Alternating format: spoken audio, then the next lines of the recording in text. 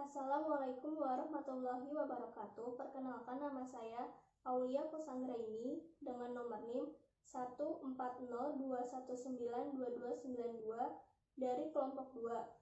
Di sini izinkan kami mempresentasikan hasil penelitian kami yang berjudul Analisis Penerapan Quick Response Code terhadap Sistem Pembayaran Non-Tunai di Indonesia berdasarkan Peraturan Anggota Dewan Gubernur Nomor 21/18/PADG/2019. Perkenalkan, nama saya Aulia. Di sini saya akan menjelaskan bagian abstrak pada artikel kelompok kami. Bagian abstrak. Saat ini perkembangan teknologi sangat pesat sehingga merubah tatanan kehidupan manusia. Pada artikel ini membahas mengenai dampak perubahan sistem pembayaran non-tunai di Indonesia dengan menggunakan sistem Quick Response Code yang mengacu pada Quick Response Code Indonesia Standard yang merupakan standar pembayaran dalam pembayaran menggunakan sistem QR Code. Pada artikel ini membahas masalah mengenai dampak penerapan QR Code terhadap sistem pembayaran non-tunai di Indonesia. Adapun tujuan dari penelitian ini untuk mengetahui dampak perubahan sistem pembayaran non-tunai di Indonesia menggunakan sistem QR Code. Penelitian ini menggunakan metode studi literatur. Secara keseluruhan dapat disimpulkan bahwa Quick Response Code Indonesia Standard memiliki dampak yang sangat mempengaruhi sistem pembayaran non-tunai di Indonesia. Dampak tersebut dapat dirasakan oleh pengguna dan juga pedagang. Dampak yang dapat dirasakan oleh pengguna yaitu bertambahnya alternatif instrumen pembayaran dalam melakukan transaksi. Dan dari sudut pandang pedagang dapat memudahkan transaksi karena hanya memerlukan satu QR Code. Pada bagian abstrak yang telah saya jelaskan tadi, ada 5 hal yang harus diperhatikan dalam abstrak, yaitu 1. Latar belakang, 2. Rumusan masalah, 3. Tujuan penelitian, 4. Metode penelitian, dan terakhir kesimpulan.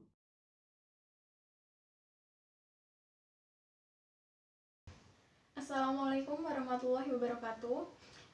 Nama saya Mirza Aulia Nur Fajri dari kelas AK 4307 dengan nomor NIM 1402190207. Di sini saya sebagai orang pertama akan menjelaskan beberapa isi dari pendahuluan, yaitu diantaranya latar belakang, lalu batasan masalah, rumusan masalah, tujuan, dan yang terakhir yaitu metode penelitian. Bagian pertama yaitu latar belakang. Di dalam latar belakang ada di dalamnya yaitu fenomena atau fakta, lalu masalah, alasan, dan yang terakhir solusi. Fenomena atau fakta yang diambil dari artikel ini yaitu pesatnya kemajuan teknologi sangat berdampak terhadap sistem pembayaran di Indonesia. Berbagai bentuk cara pembayaran non-tunai tersedia. Lalu QR Code adalah barcode 2 dimensi yang dapat menyimpan data, dan QR Code ini dikembangkan oleh Denso Corporation. Sistem ini membantu dalam pembayaran transaksi non-tunai. Lalu selanjutnya yaitu masalah. Masalah yang diangkat dari artikel ini yaitu selama ini tidak ada standarisasi QR Code di Indonesia yang menjadikan setiap layanan aplikasi pembayaran memiliki QR Code yang berbeda. Hal ini menjadikan ketidakefektifannya pembayaran.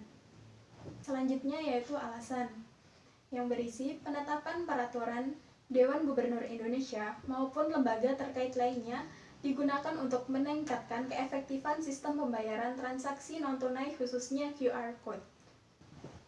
Yaitu solusi. Solusi dari artikel ini yaitu alasan dibuatnya penelitian adalah untuk mengetahui dampak perubahan pembayaran non-tunai dengan sistem QR Code, lalu dapat mengetahui pengaruh penetapan peraturan daerah sebagai standar dalam operasi QR Code, dan dapat mengetahui keefektifan sistem pembayaran di Indonesia. Yang kedua yaitu batasan masalah. Batasan masalah dari artikel ini yaitu yang pertama, latar belakang penerapan QR Code dalam sistem pembayaran non-tunai di Indonesia. Yang kedua yaitu dampak penerapan QR Code dalam sistem pembayaran non-tunai di Indonesia. Dan yang terakhir yaitu keefektifan peraturan Dewan Anggota Gubernur terhadap pelaksanaan pembayaran non-tunai di Indonesia. Rumusan masalah.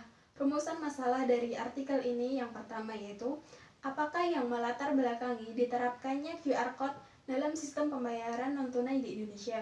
Yang kedua yaitu bagaimana dampak penerapan QR Code terhadap sistem pembayaran non-tunai di Indonesia? Yang ketiga yaitu bagaimana tingkat keefektifan peraturan anggota Dewan Gubernur terhadap pelaksanaan pembayaran transaksi non-tunai di Indonesia. Tujuan dari artikel ini yaitu yang pertama, mengidentifikasi latar belakang penerapan QR Code dalam sistem pembayaran non-tunai di Indonesia. Yang kedua yaitu menganalisis dampak penerapan QR Code terhadap transaksi non-tunai di Indonesia. Yang ketiga yaitu menjelaskan tingkat keefektifan peraturan Dewan Anggota Gubernur terhadap pelaksanaan sistem pembayaran transaksi non-tunai di Indonesia. Yang terakhir yaitu metode penyusunan. Dalam membuat artikel ini, kami menggunakan metode penyusunan yaitu studi literatur. Adapun sumber dari internet sebagaimana gambar yang terlampir.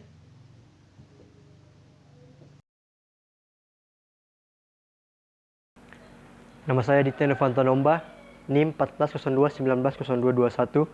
Pada kesempatan kali ini, saya akan menjelaskan tentang kajian pustaka daripada artikel kami.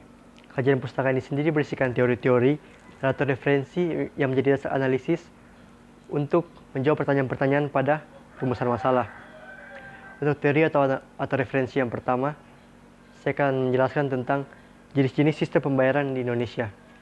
Seperti dapat kita lihat pada Salindia, sistem pembayaran Indonesia terbagi menjadi dua, yaitu pembayaran tunai dan juga non-tunai. Untuk pembayaran tunai dilakukan menggunakan uang kartal dan uang giral, tetapi lebih banyak menggunakan uang kartal atau yang lebih sering kita sebut sebagai uang kertas dan uang logam. Hingga saat ini, penggunaan pembayaran tunai di Indonesia masih lebih dominan dibandingkan penggunaan pembayaran non-tunai, terutama untuk transaksi bernilai kecil. Pembayaran non-tunai di Indonesia sudah semakin berkembang melalui bank dan lembaga selain bank atau LSB. Hampir 95% transaksi keuangan nasional bernilai besar dan bersifat mendesak dilakukan melalui BI RTGS. Referensi ini dikutip melalui website Bank Indonesia dan diakses pada 16 Februari 2020. Untuk sumber kutipan yang lebih lengkap dapat dilihat pada Salindia. Untuk teori atau referensi yang berikutnya, saya akan menjelaskan tentang pengertian Dewan Gubernur. Seperti bagan yang ada pada Salindia, kita dapat melihat bahwa Dewan Gubernur terdiri atas seorang gubernur dibantu oleh deputi senior sebagai wakil dan 7 deputi gubernur untuk memimpin Bank Indonesia dalam menjalankan tugas dan wewenangnya. Dewan Gubernur diusulkan dan diangkat oleh Presiden dengan persetujuan DPR dengan lama masa jabatan selama 5 tahun dan kesempatan untuk memimpin sebanyak 2 periode. Referensi ini dikutip melalui website Bank Indonesia yang diakses pada 20 Februari 2020. Untuk sumber kutipan yang lebih lengkap dapat dilihat pada Salindia.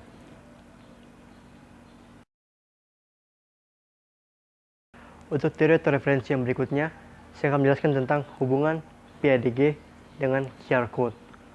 QR Code sangat berhubungan dengan peraturan anggota Dewan Gubernur atau PADG. Hal ini didasarkan karena Bank Indonesia dalam hal ini, anggota Dewan Gubernur Bank Indonesia, telah menerbitkan peraturan anggota Dewan Gubernur nomor 21/18/PADG/2019 tentang implementasi standar nasional Quick Response Code pembayaran.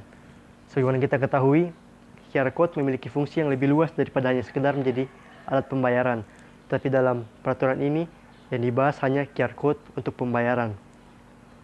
Para pelaku UMKM sekarang pun sudah melakukan atau sudah menggunakan QR Code ini untuk merasakan manfaat kemudahan dan kepraktisan. Referensi ini dikutip melalui website yang ditulis oleh Intan yang diakses pada 20 Februari 2020. Untuk sumber kutipan yang lebih lengkap dapat dilihat pada Salindia. Untuk teori atau referensi yang keempat, saya akan menjelaskan tentang pengertian QR Code pembayaran. Seperti dapat kita lihat pada Salindia, ini adalah contoh dari QR Code dan pengertiannya adalah kode 2 dimensi yang terdiri atas penanda 3 pola persegi pada sudut kiri bawah, sudut kiri atas, dan sudut kanan atas. Memiliki modul hitam berupa persegi titik atau piksel dan memiliki kemampuan untuk menyimpan data alfanumerik, karakter, dan simbol yang digunakan untuk memfasilitasi transaksi pembayaran nirsentuh melalui pemindaian. Referensi ini dikutip melalui e-book Departemen Komunikasi Bank Indonesia halaman 1. Untuk sumber kutipan yang lebih lengkap dapat dilihat pada salindia. Untuk teori atau referensi yang berikutnya, saya akan menjelaskan tentang pengertian QRIS. Quick Response Indonesian Standard atau QRIS adalah standar QR Code pembayaran yang ditetapkan oleh Bank Indonesia untuk memfasilitasi pembayaran di Indonesia. Referensi ini dikutip melalui e-book Departemen Komunikasi Bank Indonesia halaman 1. Untuk sumber kutipan yang lebih lengkap dapat dilihat pada salindia. Untuk teori atau referensi yang keenam, saya akan menjelaskan tentang manfaat penggunaan QRIS.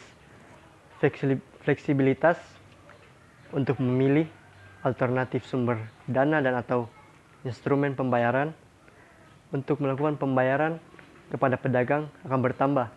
Ini menjadi manfaat yang dirasakan oleh pengguna.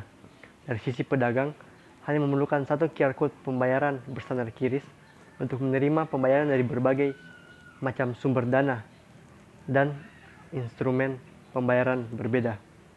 Untuk industri secara keseluruhan dapat menurunkan atau mengurangi fragmentasi dan meningkatkan efisiensi karena dalam perkembangannya mendukung interkoneksi dan interoperabilitas.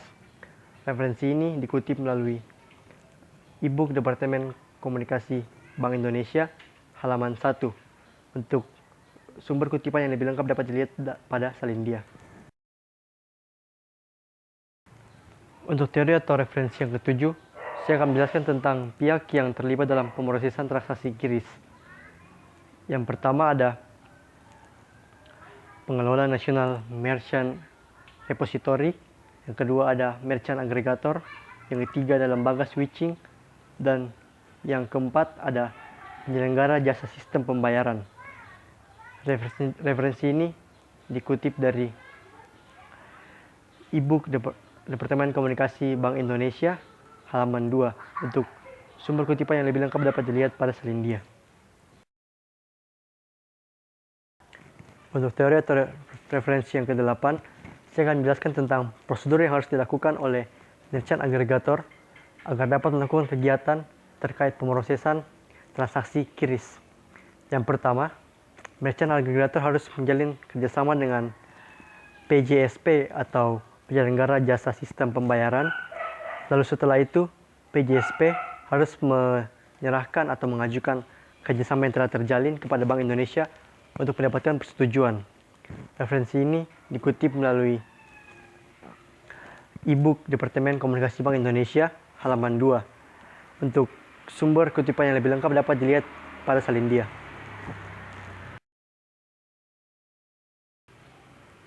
Untuk teori atau referensi yang ke-9, saya akan menjelaskan tentang sumber dana atau instrumen pembayaran yang dapat digunakan pada transaksi QRIS. Berdasarkan usulan lembaga standar yang disetujui oleh Bank Indonesia, sumber dana dan atau instrumen yang dapat digunakan adalah kartu debit, kartu kredit, dan uang elektronik yang menggunakan penyimpanan server-based. Referensi ini dikutip melalui e-book Departemen Komunikasi Bank Indonesia halaman 2. Untuk sumber kutipan yang lebih lengkap dapat dilihat pada salindia. Untuk teori atau referensi yang ke-10, saya akan menjelaskan tentang batas nominal transaksi menggunakan QRIS. Untuk batas nominal transaksi menggunakan QRIS paling banyak adalah sebesar Rp2 juta per transaksi. Untuk batas nominal harian atau bulanan ditetapkan oleh penerbit berdasarkan keputusan manajemen risiko penerbit. Referensi ini dikutip melalui e-book Departemen Komunikasi Bank Indonesia halaman 2. Untuk sumber kutipan yang lebih lengkap dapat dilihat pada salin dia.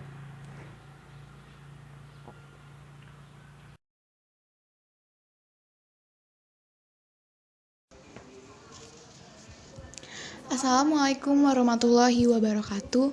Perkenalkan, nama saya Irsa Pramesti. Di sini saya akan membahas bagian 3 mengenai analisis. Judul yang diambil adalah analisis penerapan Quick Response Code atau QR Code dalam sistem pembayaran non-tunai di Indonesia berdasarkan Peraturan Anggota Dewan Gubernur Nomor 21/18/PADG/2019. Poin pertama yang akan saya bahas yaitu latar belakang penerapan Quick Response Code atau QR Code dalam sistem pembayaran non-tunai di Indonesia. Kemajuan teknologi saat ini mendesak sistem pembayaran suatu negara untuk beralih dari transaksi tunai menjadi transaksi non-tunai. Transaksi non-tunai lebih diminati masyarakat karena dianggap lebih praktis. Sebenarnya di Indonesia terdapat banyak instrumen pembayaran non-tunai, namun masih memiliki metode yang berbeda dalam melaksanakan transaksi pembayaran, sehingga dianggap kurang efektif dan efisien bagi pengguna maupun bagi pedagang atau merchant. Pemerintah Indonesia, khususnya Bank Indonesia, beserta lembaga terkait lainnya, merilis suatu sistem pembayaran yang dianggap lebih praktis. Bank Indonesia merilis sistem pembayaran berbasis Quick Response Code atau QR Code melalui Peraturan Anggota Dewan Gubernur Nomor 21/18/PADG/2019 tentang implementasi standar nasional pembayaran berbasis Quick Response Code atau QR Code. Sistem tersebut dirilis dengan nama Quick Response Indonesian Standard atau QRIS. Menurut Departemen Komunikasi Bank Indonesia, fungsi utama dari Quick Response Code pembayaran adalah untuk menampilkan identitas salah satu pihak dalam pemrosesan transaksi pembayaran. Dalam sistem Quick Response Indonesian Standard atau QRIS ini, pengguna tidak lagi dirisaukan dengan banyaknya aplikasi pembayaran non-tunai dalam telepon pintar karena pengguna hanya membutuhkan satu aplikasi untuk memindai barcode yang berbasis Quick Response Indonesian Standard dari sebuah toko atau merchant dan kemudian langsung dapat terhubung dengan kartu debit, kartu kredit, dan atau uang elektronik lainnya yang menggunakan media penyimpanan server based. Maka dari itu, Quick Response Indonesian Standard atau QRIS dianggap lebih praktis dan lebih efektif bagi pengguna maupun bagi pedagang atau merchant. Poin kedua yang akan dibahas pada bagian analisis yaitu dampak penerapan Quick Response Code atau QR Code terhadap sistem pembayaran non-tunai di Indonesia. Dengan adanya pembaharuan sistem pembayaran non-tunai di Indonesia berbasis Quick Response Indonesian Standard atau QRIS, maka dampak yang ditimbulkan adalah sistem pembayaran non-tunai di Indonesia menjadi lebih praktis dan lebih diminati oleh masyarakat Indonesia. Sistem pembayaran berbasis Quick Response Indonesian Standard juga menjadi pilihan utama bagi masyarakat Indonesia dalam menjalankan transaksi non-tunainya.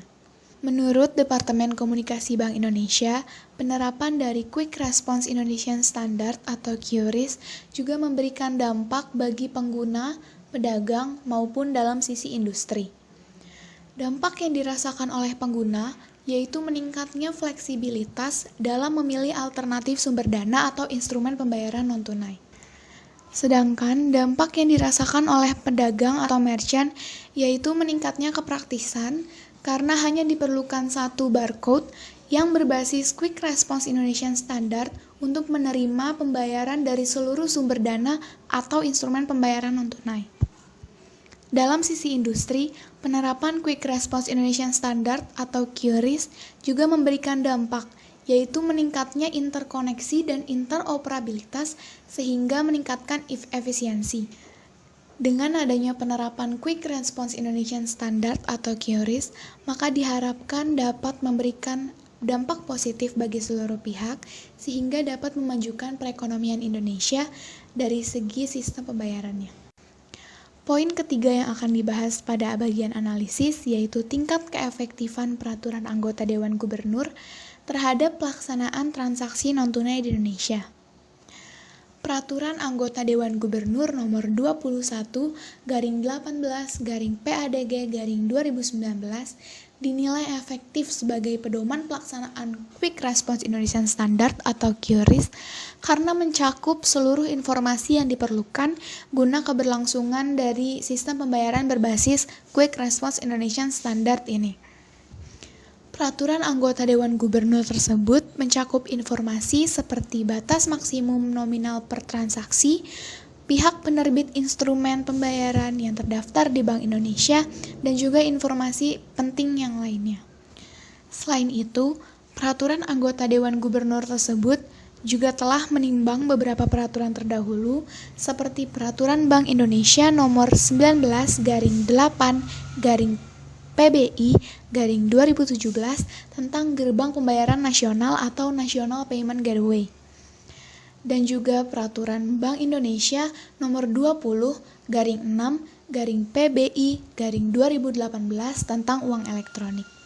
Setelah menimbang beberapa peraturan terdahulu, maka Peraturan Anggota Dewan Gubernur nomor 21/18/PADG/2019 tentang implementasi Standar Nasional Quick Response Code untuk pembayaran dianggap kuat untuk melandasi sistem pembayaran non-tunai di Indonesia dan juga dapat dijadikan acuan dalam pelaksanaan Quick Response Code Indonesian Standard agar tidak terdapat kekeliruan di dalamnya. Sekian presentasi dari saya yang kemudian akan dilanjutkan oleh teman saya. Perkenalkan, nama saya Aulia. Di sini saya akan menjelaskan bagian 4 pada artikel kelompok kami. Bagian 4 adalah penutup, terdiri dari 2 subbab, yaitu simpulan dan saran. Perkenalkan, nama saya Aulia. Di sini saya akan menjelaskan bagian 4 penutup. 4.1 Simpulan. Secara keseluruhan dapat disimpulkan bahwa dengan dikeluarkannya Peraturan Anggota Dewan Gubernur nomor 21/18/PADG/2019, maka Quick Response Code Indonesian Standard resmi diberlakukan di Indonesia. Quick Response Code Indonesian Standard memiliki dampak yang sangat mempengaruhi sistem pembayaran non-tunai di Indonesia. Dampak tersebut dapat dirasakan baik pengguna dan juga pedagang. Dampak yang dapat dirasakan oleh pengguna yaitu bertambahnya instrumen pembayaran dalam melakukan transaksi, sedangkan dari sudut pandang pedagang dapat memudahkan melakukan sistem pembayaran karena hanya memerlukan satu QR Code.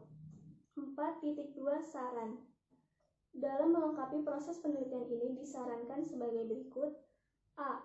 Diharapkan dengan adanya pembaharuan sistem pembayaran non-tunai di Indonesia dapat memberikan dampak yang positif kepada seluruh masyarakat Indonesia. B. Diharapkan dengan adanya pembaharuan sistem pembayaran non-tunai di Indonesia dapat meningkatkan ekonomi Indonesia dari segi pembayaran. Bagian daftar pustaka. Pada bagian daftar pustaka, artikel kami menggunakan versi Harvard.